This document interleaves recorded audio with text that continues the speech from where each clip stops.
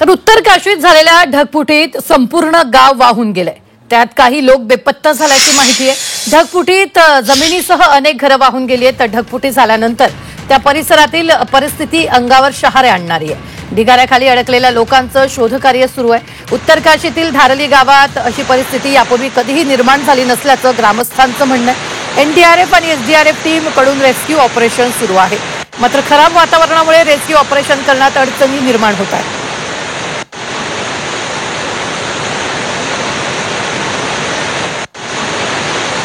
NDRF आणि SDRF कडून सध्या रेस्क्यू सुरू असल्याचं पाहायला मिळते। खराब वातावरणामुळे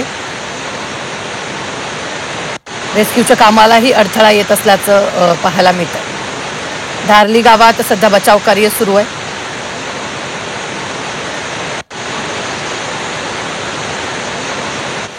एसडीआरएफ एनडीआरएफ कडून रेस्क्यू ऑपरेशन सुरू असल्याचं आपल्याला पाहायला मिळतंय। धारली गावात बचाव कार्य सुरू आहे।